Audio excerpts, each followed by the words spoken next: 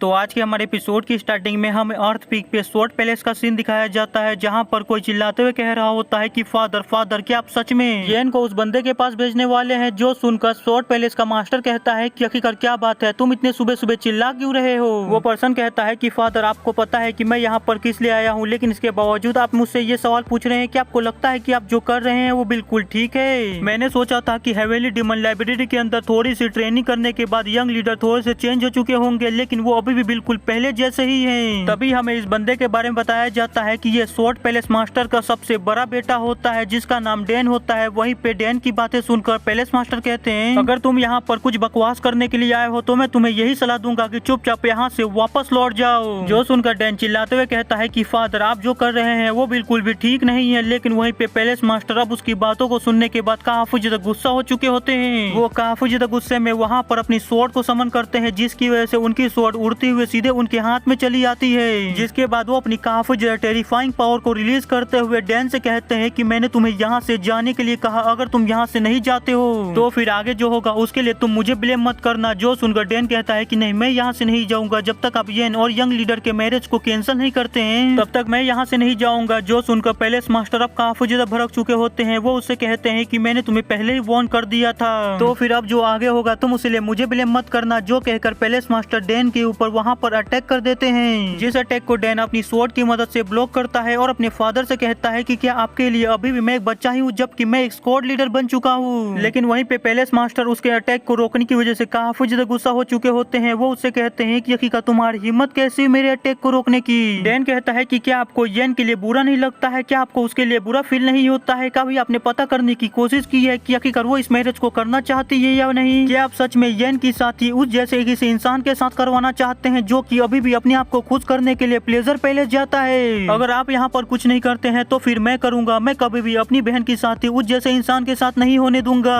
और यहीं पे हमारा सीन शिफ्ट होता है। हमें एक फ्लैशबैक दिखाया जाता है जहाँ पर डैन बता रहा होता है कि मेरे फादर स्वॉर्ड के पीछे पूरी तरह से पागल थे, जिसकी वजह से वो अपना ज्यादा समय हमेशा अपनी स्वॉर्ड के साथ ही बिताते थे और अपनी स्वॉर्ड ट्रेनिंग किया करते थे। लेकिन वहीं पे मैं ज्यादा टैलेंटेड ना होने की वजह से मुझे हमेशा दिन रात ट्रेनिंग करनी पड़ती थी, ताकि एक दिन आगे चल के मैं अपने फादर के लेवल पे पहुंच पाऊं। लेकिन जब मैं येन को देखता था तो मुझे पता चलता था कि आखिरकार टैलेंट क्या होता है। उससे मेरे फादर के इनहेरिटेंस के तौर पे मेरे फादर के सभी टैलेंट मिले थे, जिसकी वजह से उसे कभी भी कोई भी स्वॉर्ड आर्ट सीखने के लिए ज्यादा मेहनत नहीं करनी पड़ती थी। वो कोई भी स्वॉर्ड आर्ट बड़ी जल्दी सीख जाती थी, जिसकी वजह से मैं हमेशा सोचा करता था कि येन के पास वो सब कुछ है जो कि एक इंसान को चाहिए, उसके पास सारी चीजें हैं। लेकिन मैं पूरी तरह से गलत था। उसे कभी भी वो टैलेंट नहीं चाहिए था जो कि उसके पास था, ना ही उसे कभी भी दुनिया का कोई ताकतवर इंसान बनना था। बस उसे इतना सा चाहिए था कि उसका भाई और उसका पिता उसके साथ रहे और बस उसे प्यार करे। और यहीं पे हमारा फ्लैशबैक खत्म होता है और हमारा सीन फिर से प्रेजेंट में आता है, जहाँ पर डैन काफी ज्यादा गुस्से में कहता है कि मैं कभी भी अपनी बहन की लाइफ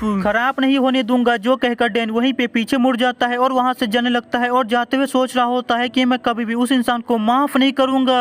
अगर मेरे फादर इस मैरिज को तोड़ने के लिए कुछ नहीं कर सकते हैं तो फिर मैं करूंगा। वहीं पे हम पैलेस मास्टर को देखते हैं जो कि डैन को जाते हुए देख रहे होते हैं और सोच रहे होते हैं कि डैन जो कि हमेशा अपने टैलेंट की वजह से लैक किया करता था, उसने उस खाली जगह को अपनी मेहनत से भर दिया है और उसने ऑलमोस्ट सुप्रीम पिनिकल स्टेज को भी रीच कर लिया है। जो सोचकर वो वहाँ पे किसी से कहते हैं कि स्क्वाड लीडर अगर तुम यहाँ पर हो तो मुझे बताओ डैन ने जो भी यहाँ पर कहा क्या वो पूरी तरह से सच है। तभी वो बंदा कहता है कि हाँ ये पूरी तरह से सच है। जो सुनकर पैलेस मास्टर वहाँ पर कुछ सोचते हैं, उसके बाद उस बंदे से कहते हैं जाओ जितनी जल्दी हो सके मेरे बेटे को ये ऑर्डर पास करो कि मैंने जितनी जल्दी हो सके यंग लीडर को उसे यहाँ पर लाने के लिए कहा है। जो सुनकर वो पर्सन काफी तेजी से वहाँ से जाते हुए कहता है कि जैसा आप कहे सर, मैं जितनी जल्दी हो सके इस ऑर्डर को यंग लीडर के पास पहुँचा देता हूँ। और यहीं पे हमारा सीन शिफ्ट होता है। हमें कुछ घंटों बाद सन पैलेस का सीन दिखाया जाता है, जहाँ पर हम डैन को देखते हैं जो कि अपने लोगों के साथ सन पैलेस पहुँच चुका होता है और चिल्लाते हुए कहता है कि हम यहाँ पर स्वॉर्ड पैलेस से आए हैं तो जल्दी से दरवाजा खोलो।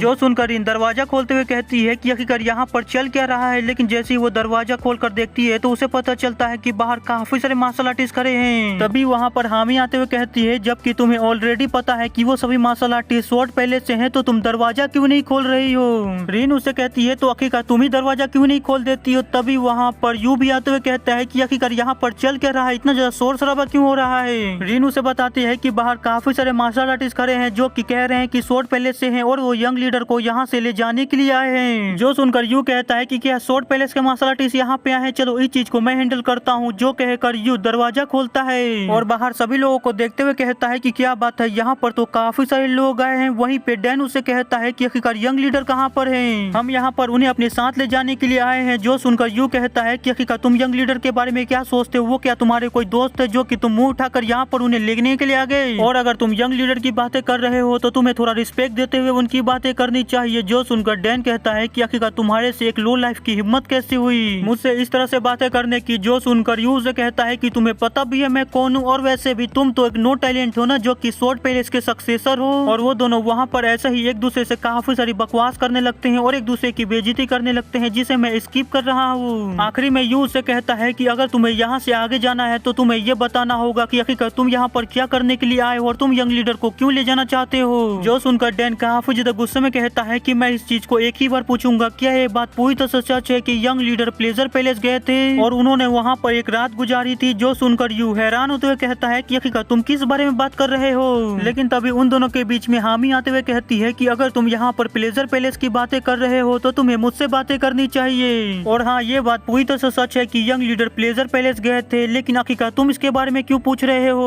उसकी बातों को सुनकर और उसे वहाँ पर देखकर डैन काफी ज्यादा भड़क चुका होता है। वो कहता है तुम तो हामी हो, तुम यहाँ पर क्या कर रही हो? लेकिन तभी यू हामी को वहाँ से साइड करते हुए कहता है कि देखो मेरी बात सुनो, तुम जैसा समझ रहे हो वैसा कुछ भी नहीं है, तो बस एक मिसअंडरस्टैंडिंग है। इसे प्लेजर पैलेस से निकाल दिया गया है इसलिए यहाँ पर है, तुम जैसा समझ रहे हो वैसा कुछ भी नहीं है। लेकिन वहीं पे डैन पूरी तरह से गलत समझ चुका होता है, जिसकी वजह से वो जल्दी से अपनी सोट को बाहर निकालता है और यू के ऊपर एक अटैक करता है, जिससे यू बाल बाल बचता है। लेकिन उस अटैक की वजह से दरवाजा दो हिस्सों में कट जाता है। वहीं पे ये देखकर उसके जो सोल्जर होते हैं वो भी फाइट के लिए पूरी तरह से तैयार हो जाते हैं। तभी डैन चिल्लाते हुए कहता है कि यंग लीडर जहाँ भी हो जल्दी मेरे सामने आओ। वहीं पे यू डैन को इतनी ज्यादा गुस्से में देखकर काफी ज्यादा हैरान हो जाता है। वो काफी ज्यादा चौंकते हुए कहता है कि आखिरकार इसे क्या हुआ, ये अचानक से इतना ज्यादा गुस्सा क्यों हो गया? लेकिन तभी हम देखते हैं कि इतने ज्यादा शोर शराबे को सुनकर जोंगयोक युलटेसोक के साथ वहाँ पर आते हुए कहता है कि क्या बात है, स्वॉर्ड पैलेस ने मुझे मारने के लिए यहाँ पर असेसिन भेजे हैं। लेकिन वहीं पे डैन जोंगयोक को वहाँ पर देखकर काफी ज्यादा भड़क जाता है। वो काफी ज्यादा गुस्से में जोंगयोक से कहता है कि आखिरकार तुम्हारी हिम्मत कैसे हुई मेरे सिस्टर के साथ ऐसा करने की? तुम्हें क्या लगा तुम मेरी सिस्टर के साथ ऐसा कर कर बच जाओगे? वहीं पे उसकी बातों को सुनने के बाद जोंगयोक काफी ज्यादा हैरान होते हुए सोचता है, मुझसे ये मत कहना कि इस बॉडी के प्रियो सोना ने, उस कमीने मा चुनसोक ने उसकी सिस्टर के साथ कुछ गलत किया है जिसकी वजह से वो यहाँ पर आया है। जोंगयोक के ऐसे सरप्राइज रिएक्शन को देखकर डैन उसे कहता है कि तुम्हें यहाँ पर ऐसा दिखाने की कोई भी जरूरत नहीं है कि तुम्हें पता ही नहीं है कि तुमने क्या किया है। मेरी बहन तुम्हारी मंगेतर है, क्या तुम्हें ये भी नहीं याद है? वहीं पे ये सुनकर जोंगयोक काफी ज्यादा हैरान हो गया होता है और सोचता है कि क्या मेरी एक मंगेतर भी है, लेकिन वो मेरी मंगेतर थोड़ी ना होगी, वो तो इस मा चुनसोक की मंगेतर होगी ना। तभी उसे काफी ज्यादा जोरदार झटका लगता है और तभी उसे रियलाइज होता है कि वो फिलहाल मा चुनसोक की है, उससे कोई भी फर्क नहीं पड़ता है कि उसके अंदर आत्मा किसकी है। जिसकी वजह से वो काफी ज्यादा हैरान हो तो सोचता है कि मैंने तो इसकी बिल्कुल भी उम्मीद नहीं की थी कि मेरी कोई फियोंसे भी होगी। तभी डैन कहता है कि यंग लीडर आपकी पहले ही सगाई हो चुकी है, लेकिन इसके बावजूद आप प्लेजर पैलेस जा रहे हैं, आपको नहीं लग रहा है कि ये कुछ ज्यादा ही हो रहा है? जो सुनकर यू जोंगयोक से कहता है कि यंग लीडर आपको इस जैसे इंसान की बात सुनने की कोई भी जरूरत नहीं है, ये इंसान हमारा कुछ भी नहीं बिगाड़ सकता है। उसकी बातों को सुनकर जोंगयोक अपना सर पकड़ते हुए युलटेसोक से कहता है कि जल्दी से उसे यहाँ से लेके जाओ वरना वो चीजें और भी ज्यादा बिगाड़ देगा। जो सुनकर युलटेसोक ठीक है कहकर वहाँ से चला जाता है, जिसके बाद वो यू का मुंह पकड़कर उसे वहाँ से घसीटते हुए लेकर चला जाता है। जिसके वहाँ से चले जाने के बाद जोंगयोक डैन से कहता है कि आखिरकार उसका नाम क्या है। जो सुनकर डैन को वहाँ पर कुछ भी समझ नहीं आता है। जो देखकर जोंगयोक उससे दोबारा पूछता है, मैंने पूछा कि आखिरकार मेरी मंगेतर का नाम क्या है? जो सुनकर डैन बताता है कि उसका नाम येन है। जो सुनकर जोंगयोक वहाँ पर एक लंबी सी सांस लेता है और कुछ सोच कर कहता है कि चलो ठीक है, मैं तुम्हारे साथ प्लेजर पैलेस जाने के लिए तैयार हूँ। और जोंगयोक के यही कहने के साथ आज का हमारा ये एपिसोड यहीं पर खत्म हो जाता है। तो अब हमें अगले एपिसोड में पता चलेगा कि आखिरकार प्लेजर पैलेस जाने के बाद वहाँ पर क्या होता है। तो वीडियो पसंद आया होगा तो लाइक कर दीजिएगा, चैनल के ऊपर नए हैं तो चैनल को सब्सक्राइब कर लीजिएगा ताकि आपको डेली और भी ज्यादा ऐसे ही इंटरेस्टिंग वीडियो देखने को मिल सके। तो मिलते हैं आपसे अगले एपिसोड में, बाय।